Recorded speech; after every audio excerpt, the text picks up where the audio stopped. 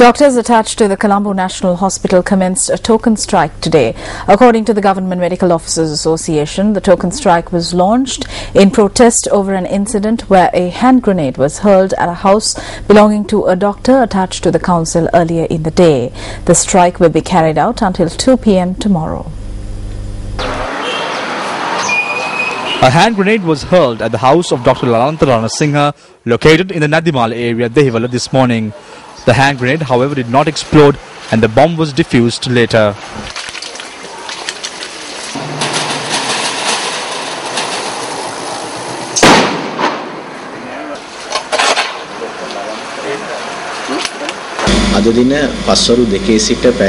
The doctors launched a 24-hour token strike today.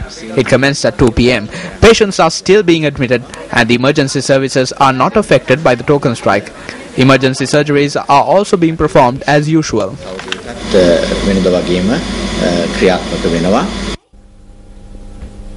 A media briefing was held in Colombo today to create awareness on the Sri Lanka women's agenda on peace, security and development to the government of Sri Lanka, which is due to be released tomorrow. The media briefing was organized by the Association of War-Affected Women. Many distinguished guests were present at the occasion. I would think that the women of Sri Lanka should begin to view peace as a process.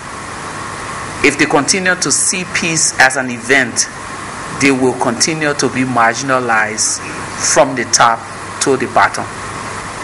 Any nation doing development work after conflict and leaving out the issues of women is setting itself up for failure. The recovery of Sri Lanka from war is dependent on the involvement of every fabric of society. This includes women, youth, and men.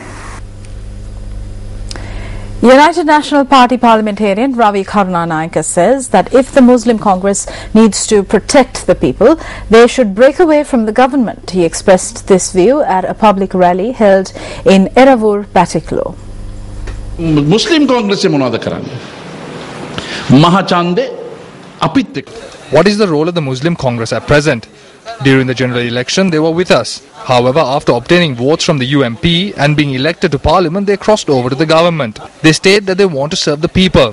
What services have they rendered to the public? Now they have embraced a new tactic. At present, they are reprimanding the government. They state that the government is of no use. We question Rauf Hakim as to why he would not break away from the government and focus his attention of protecting the people. Now,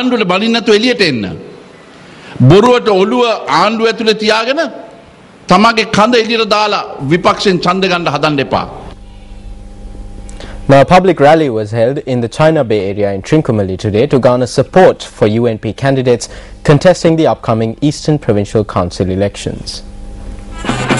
Deputy Leader of the United National Party, Sajid Premadasu, who was the chief guest at the public rally, received a warm welcome by the area residents.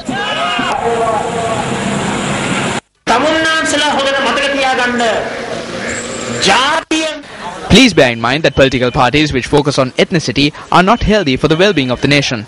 What the country needs today is ethnic harmony, the bond of brotherhood among ethnicities, and also reconciliation. We have to set aside political party differences which were formed on the basis of ethnicity and come together under a party which can unite all ethnicities.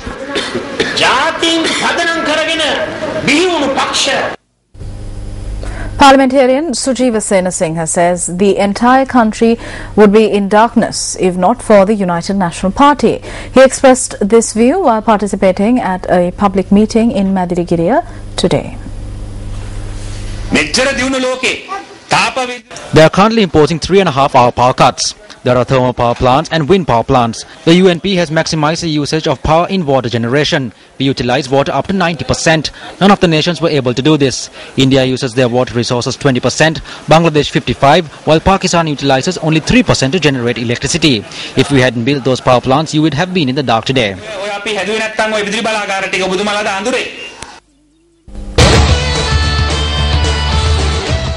United Nations resident representative of Sri Lanka, Dr. Subinay Nandi, says that every aspect of society will be affected by aging. He expressed this view during a consultative meeting held in Colombo today. A national consultation on elders' rights for a UN convention was held in Colombo today. The national consultation was organized by the Human Rights Commission of Sri Lanka together with the United Nations Development Programme. Every aspect of society is affected by aging. For the economy, aging affects economic growth. The implications of this phenomena on all aspects of our lives and our communities is profound. It will require urgent and comprehensive preparation and action by states, but not only by states. While the core human rights treaties apply to older persons in the same way as everyone else, there are currently no legally binding international human rights documents that are devoted to older persons. Still in local news, the annual third festival of the Nallur Kandaswamy Kovil in Jaffna was held today. A large number of Hindu devotees were present at the occasion. A number of special pujas were held at the Nallur Kovil premises this morning. The Nallur Kandaswamy statue was also paraded along the streets. Following the conclusion of the ceremonies, the statue was taken back to the Kovil.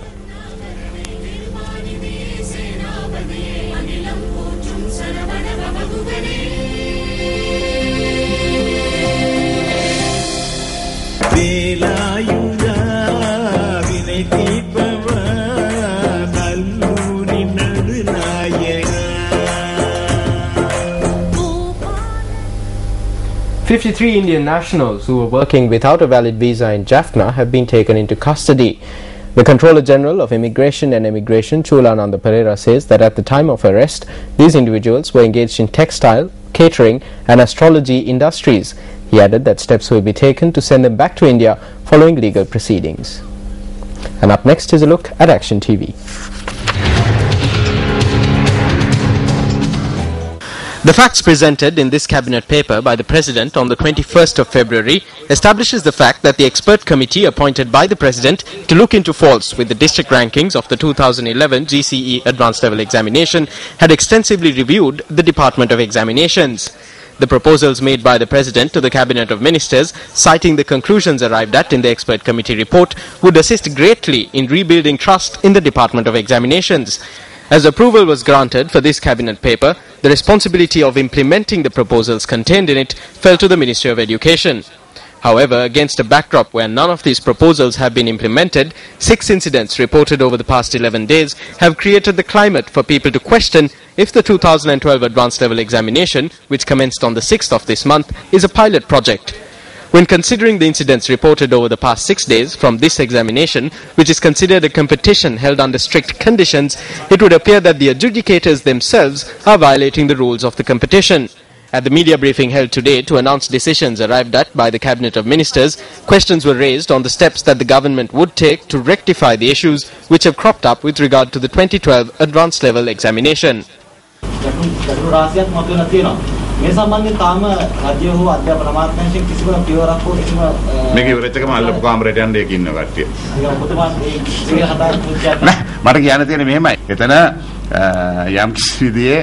All that I have to say is that a problem has arisen, but it has not caused any injustice to the students. A few letters have changed occasionally.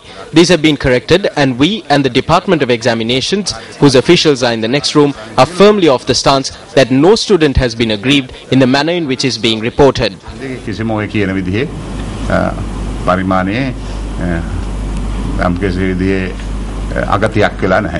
Those familiar with the issue may find the clarification made by the minister reminiscent of a previous clarification made by a pair of ministers with regard to the results of the previous year's advanced level examination results.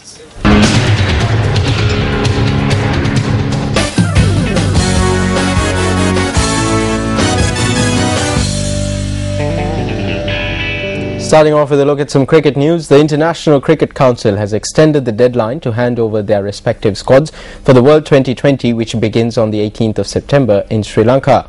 International Cricket Council confirmed today, after receiving requests from several of its members, that it has extended the deadline by 6 days for the men's team to submit its 15-player squads for the ICC World 2020.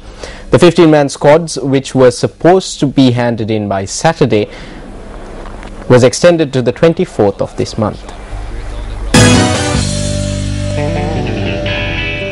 And on that note, we wrap up this edition of Primetime News. Remember, if you want to read up on any of the stories that we had tonight, you can log on to our website at www.newsfirst.lk. You can also follow us on Twitter, like us on Facebook, and to catch any bulletins that you may have missed, you can simply log on to our YouTube channel, News First International. For Primetime News, I'm Nadim Majid. I'm Sonali Vanikvadage. Good night.